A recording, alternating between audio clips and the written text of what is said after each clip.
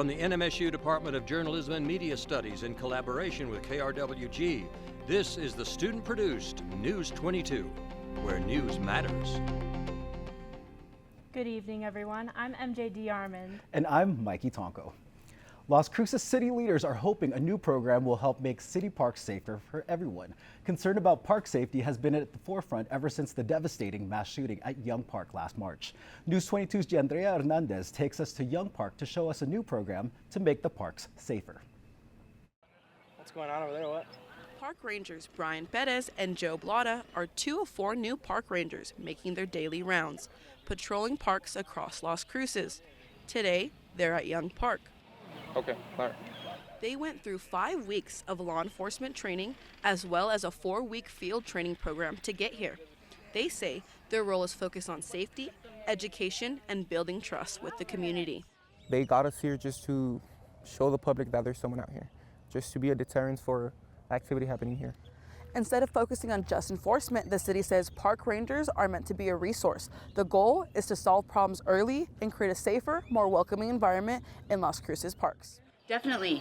Even if we don't see them like right here, at least we know they're close enough by that if something happens, we can get them quicker than 911. Rangers say building those connections with residents is one of their top priorities as the city continues efforts to improve safety and address crime plaguing local parks. I think just talking to them. They see us out here, sometimes, especially the kids, they might be looking at us scared, but I mean, just talking to them, just giving them stickers, just stuff like that. Just talking to the public, I think, builds a connection with law enforcement and the public. City officials say they hope the program will encourage more families to return to local parks and feel safer in the community. Giandrea Hernandez, News 22. Officials encourage residents to connect with park rangers and share any concerns while visiting local parks. A Las Cruces woman is under arrest. Police say she was working at a Triple Threat Nutrition and stole a customer's debit card and rented a car with it. 44-year-old Renee Abril Garcia Ramirez is charged with a fraudulent use of a credit card after investigators believe she stole the debit card of a woman who had stopped by the smoothie place to buy a smoothie. The victim told investigators she learned to leave her bank and had used her credit card.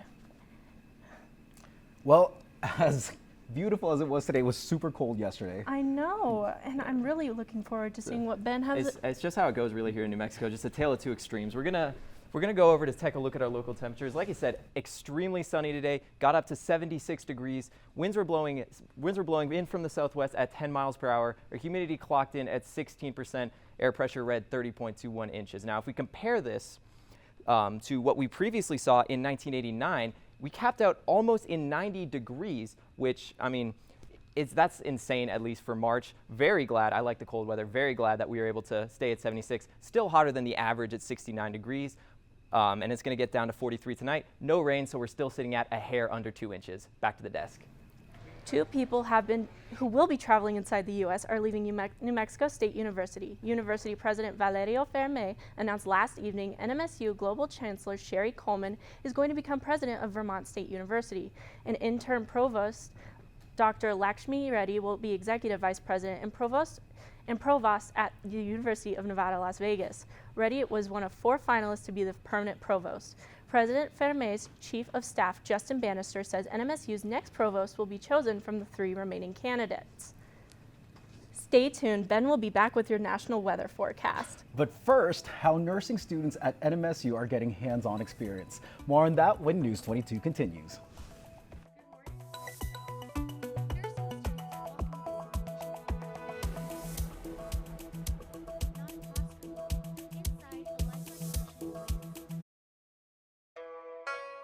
Having aired in the U.S. and internationally for over 3 decades, Wailana Yoga helped pioneer the modern-day yoga movement. With her clear and authentic instruction set against spectacular scenic backdrops and uplifting music, Wailana makes yoga easily accessible and enjoyable for people of all backgrounds and experience levels. Sunday morning at 6:30 on KRWG Public Media. Welcome back to our sewing room for the 4700 series of Love of Quilting. These new episodes are packed with fresh skills and inspiring projects, from bold, large-scale patchwork to quick and satisfying small designs. Let's explore new and creative techniques like using a compensation plate for bulky seams, couching yarn to embellish, and even dyeing quilts with indigo. From piecing and quilting to our beloved viewer tips, stitch along with us on this season of Love of Quilting. Tuesday at 2:30 p.m. on KRWG-Public Media. Welcome back. You're watching News 22 Wednesday, where news matters. Nursing students here at NMSU have had a new way to learn their art, and it involves some of the latest technology. As News 22's Mia Aragon shows us, they've added new labs and a high-tech operating room.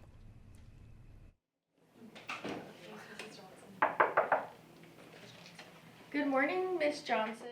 Nursing students walk into the simulation center as if they're stepping onto a hospital floor, not a classroom.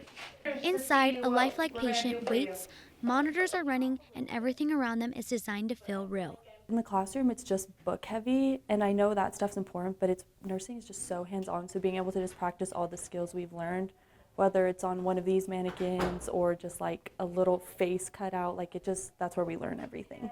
Alexis says the biggest change isn't just new equipment, it's how lifelike everything feels. These mannequins can talk, blink, and show vital signs, giving students a chance to respond in real time.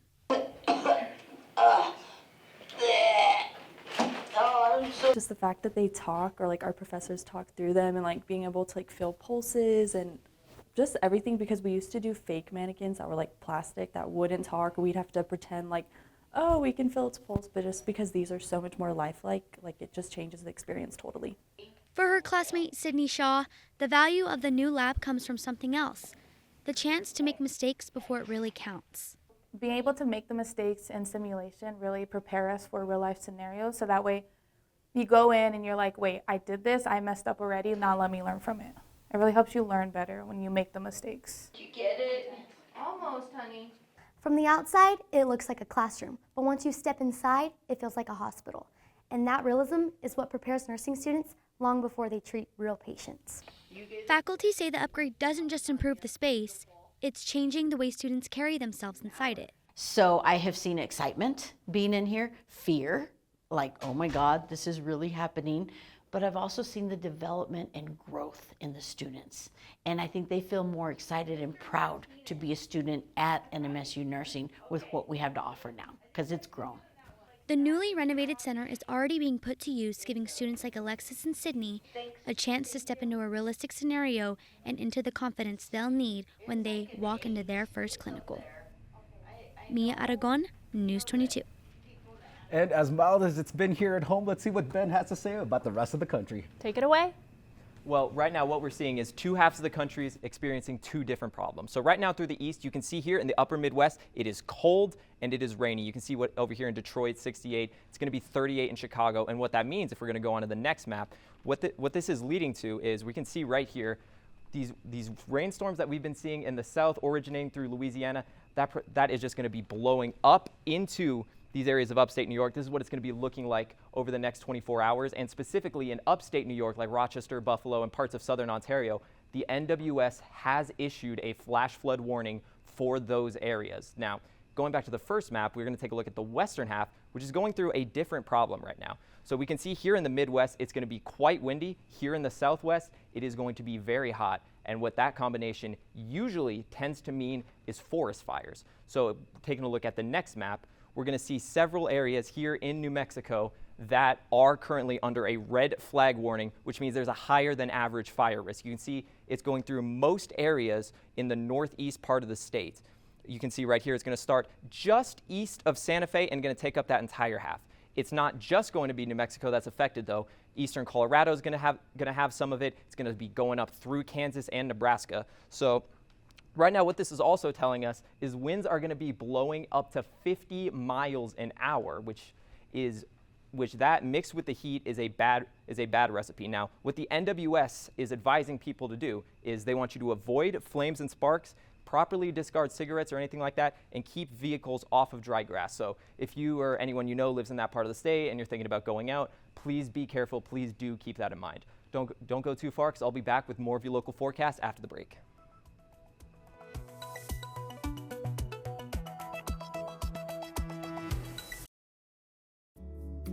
There are some combinations that just make sense. Peanut butter and jelly, mac and cheese, coffee, and KRWG Public Media. Give it a try at our next coffee visit at Catalina's Cafe in Alamogordo, Thursday, March 12th from 9 to 11 a.m. Chat with KRWG staff and enjoy a free cup of coffee. KRWG Public Media, powered by you. I'm KRWG Public Media multimedia reporter Noah Race. Working here, I've been able to cover some of the most important issues facing our community, from water availability to local debates around city politics. KRWG gives me the opportunity to share these local stories and shine a light on issues that might otherwise go underreported. It also provides a space for the next generation of reporters to learn and grow, most notably through our student-led live newscast. If you would like to support this, visit our website at krwg.org. KRWG Public Media, powered by you.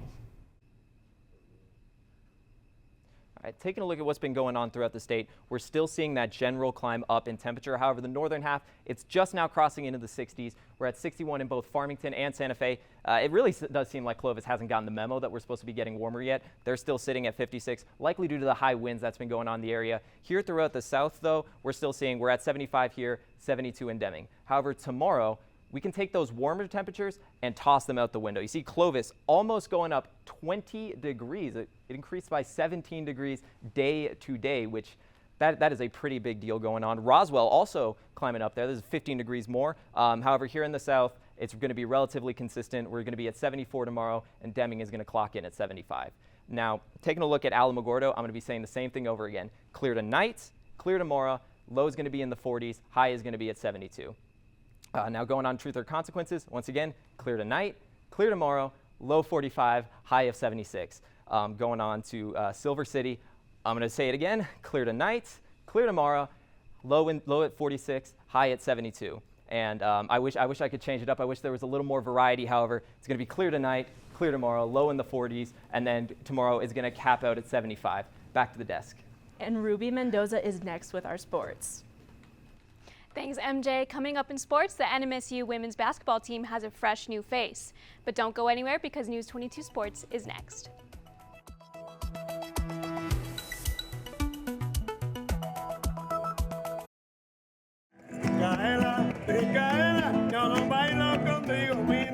I'm Michaela Malazzi, and I'm back with a brand new season of Bare Feet, where I continue to connect with the world one dance at a time.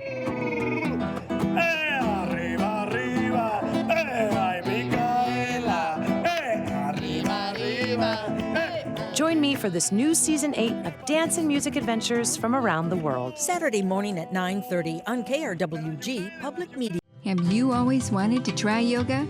Here's your chance to lengthen, strengthen, and tone your body with Happy Yoga with Sarah Starr. In each episode, Sarah guides you through creative yoga practice, featuring flexibility, toning, supportive chair yoga, breath, and meditation, all while highlighting the beauty of Mother Nature.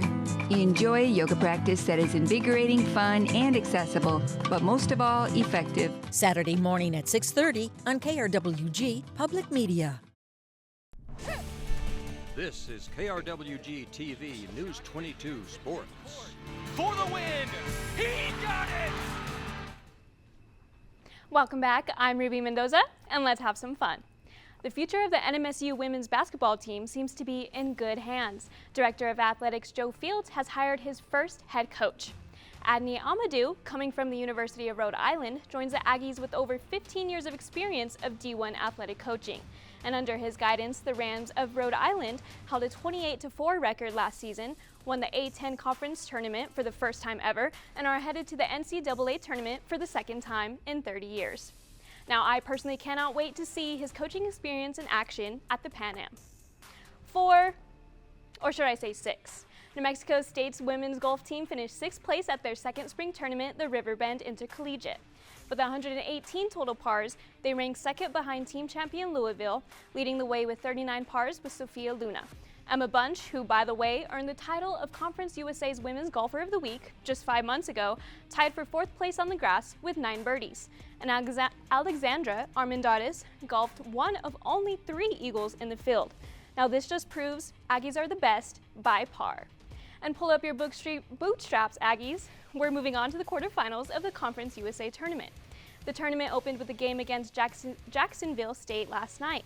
The Aggies opened fire behind the three-point line, making 4 or 5 shots in minutes of the first half. And Jamal Jones, who shot 17 points, and Gabe Pickens, with 16, played great offense to keep the team on top after halftime. And then New Mexico State defended their way to victory.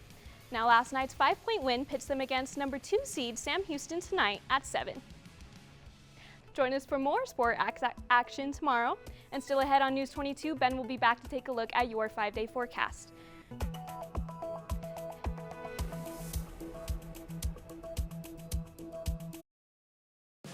I'm Samantha Brown, and I'm always looking to find the destinations, the experiences, and most importantly, the people who make us feel like we're really a part of a place. That's why I have a love of travel and why these are my places to love. Saturday at 7 p.m. on KRWG Public Media. On this season of Patty's Mexican Table, we are in the Yucatan Peninsula. ¡Qué rico! I'm gonna take all the things I learned here and put them to use in my kitchen so that you can use them too. Friday at 2:30 p.m. on KRWG Public Media. The news comes at you so fast that sometimes you miss stories that impact you. Enter KRWG's Friday News Wrap. Explore exclusive content, in-depth news, deeper dives into stories, and so much more. Get it delivered to your email by subscribing free at krwg.org. KRWG Public Media, powered by you. Now taking a look at the 5-day forecast, we're going to begin our ascent back into the 90s, back into that Cruces summer weather. However, on Monday, it looks like we're just going to get a bit of a break as the clouds are going to roll in, bring us back down into the 70s. That's all I got for your 5-day forecast. Tune in tomorrow night for more news. But first, we're going back to Corey Preston with Noticias 22 in Español. I'm MJ Armand. And I'm Mikey Tonko. And for the rest of the News 22 team, Ruby, Ben, MJ, and myself, have an amazing night.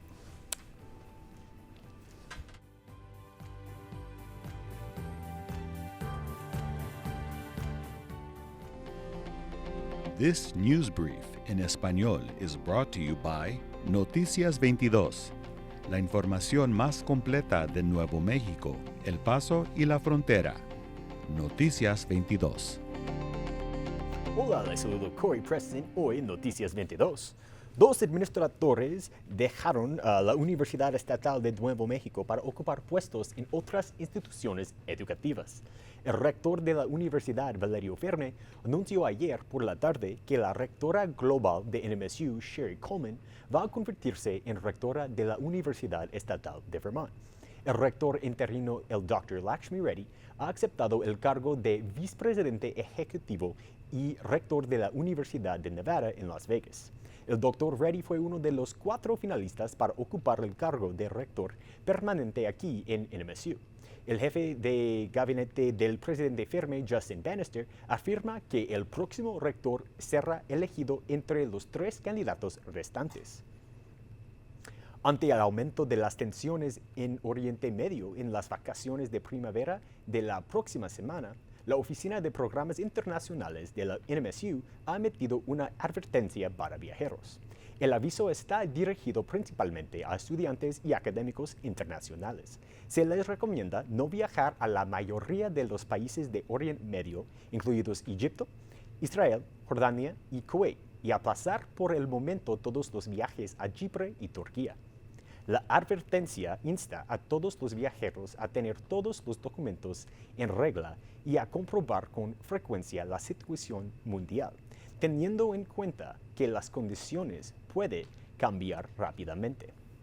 Ha sido todo por mi parte. No olvides seguirnos en las redes sociales, en Instagram, Facebook, y que tengan un buen fin de semana. Gracias.